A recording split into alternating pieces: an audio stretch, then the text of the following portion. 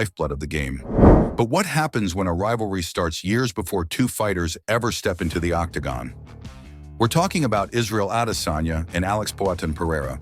Their story is a true saga that spans two continents, two different sports, and four incredible fights.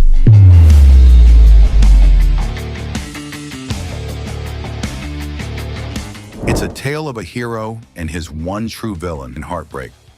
To understand their UFC clashes, you have to go back to the kickboxing ring. In 2016, Israel Adesanya was a rising star in the Glory kickboxing promotion, known for his flashy style and elite striking. It is highlight reel stuff. But in his first fight with Alex Pereira, Adesanya lost a close, controversial decision. The loss stung, and the rivalry was born. The rematch a year later was even more dramatic. In his home country of Brazil, Pereira landed a devastating counter left hook that knocked Adesanya unconscious, marking the only knockout loss of his entire professional combat sports career. Pereira had the advantage, but the story was far from over. Years later, both men found their way to the UFC. Adesanya dominated the middleweight division, becoming the undisputed champion and one of the sport's biggest stars. According to him, but the last style bender does it 12-0. All the while, the ghost of Pereira loomed, with fans and commentators constantly asking if he was the kryptonite to Adesanya's reign. Pereira quickly rose through the ranks, and in November 2022, they finally reunited in the Octagon for the middleweight championship at UFC 281. Pereira's, he's doing a little bit of reacting. Pereira there's so much danger when he gets close to you. A lot of leg kicks landed by both guys. For 4 rounds, Adesanya was in control, outstriking and outclassing his opponent. He was on his way to a dominant decision victory. But in the 5th round, in a moment of sheer heart and unbelievable power, Pereira landed a barrage of punches that stopped Adesanya and took the title from him. Yeah, he's in big trouble there. And then again.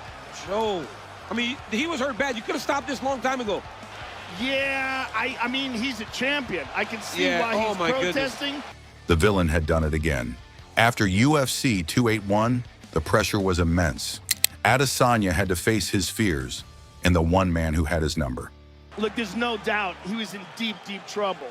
Adesanya, ever classy, acknowledging the crowd. This one is gonna sting. 6 months later, at UFC 287, they met for a final time. Chapter 2/Chapter 4 begins now. And why wouldn't he be? Right. He landed a lot of good shots in that first round. The first round was tense, with both fighters testing each other. Found a lot of success with this early in the last fight. He's got to be very aware of that in this round, particularly since Pereira opened up with it. But in the second round, after being pushed to the fence, Adesanya brilliantly feinted a shot.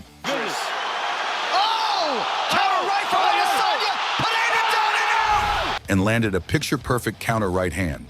The punch landed flush, knocking Pereira out cold and avenging not just his UFC loss, but the knockout from all those years ago.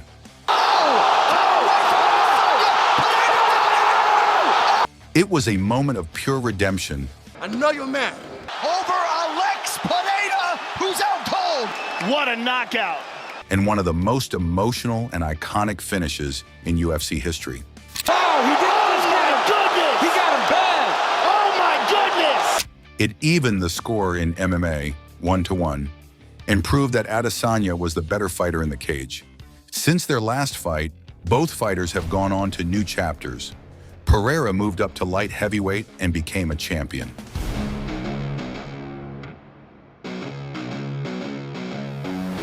Adesanya, having settled the score, has moved on with his career. But the story of their 4 fights will forever be a part of MMA history. A rivalry that proved to be just as much a battle of wills as a battle of skill. What did you think of the Adesanya versus Pereira saga? Do you think we'll ever see a 5th fight? Let us know in the comments below. Don't forget to like this video and subscribe to the Combatant Cartel for more epic stories.